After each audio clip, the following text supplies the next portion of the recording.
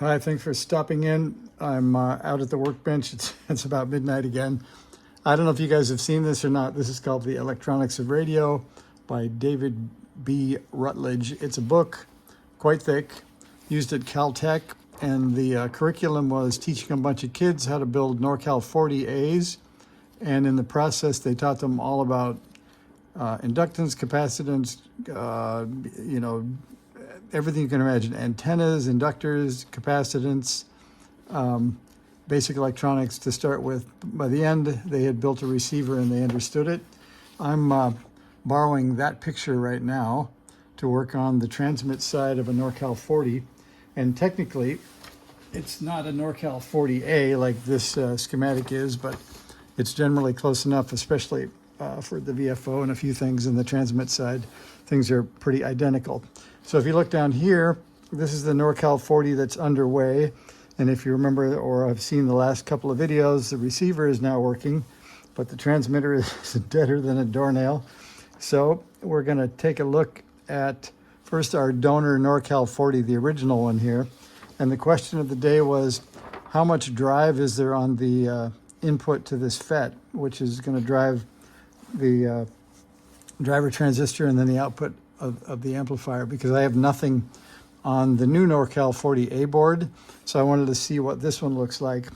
And coincidentally, the output of this old NorCal 40 is a bit low, so we might gain something out of this too. So for reference, it's running on a set of really old NiCads that were put in this radio back in the original days of NorCal. And let's not think about what year that was, but anyway, the batteries are still working. And I've got it hooked up to an MFJ Versatuner that has a built-in dummy load. So I won't toast the transistor while we're playing with it here. And there's a straight key off on the side here that I can push. And what I'm starting with is the source. This is a source follower. I'm starting off with this at R10, the 510 ohm resistor. And I'm going to see how much drive we have. And there's a little spoiler that just before I turned on the camera, I checked it and it was 350 millivolts peak to peak, 7 megahertz. So let's try that. And I didn't get to check, but if you look, when we look at the mixer here, we're going to mix 4.915 megahertz.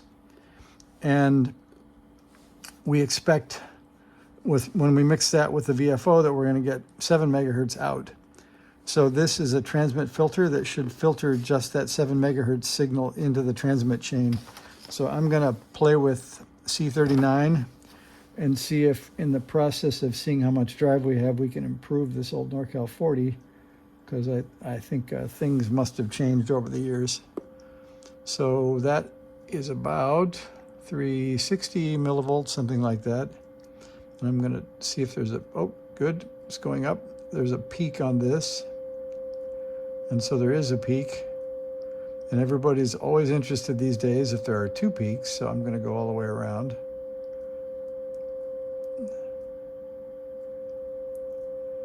Okay, there's our peak.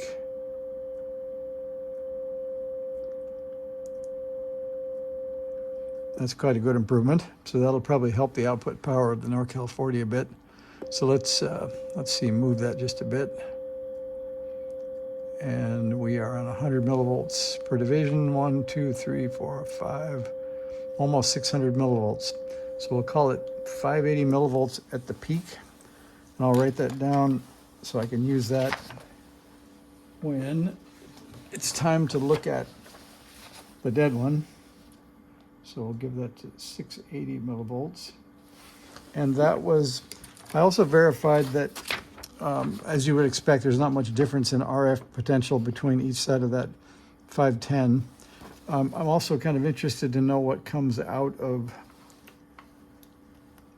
a couple of things on the transmit mixer.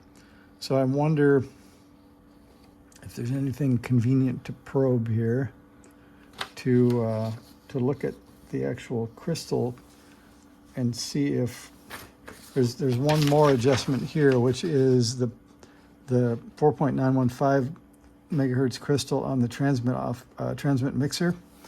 So if I can get to something there without loading it too badly, we might try that. So let's see. That is, I think, maybe this lead will get it.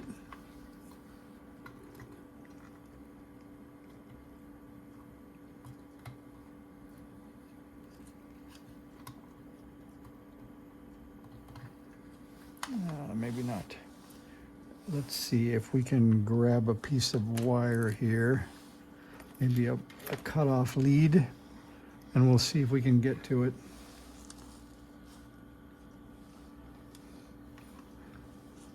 You know, at any rate, we may call that, you probably lost interest already anyway.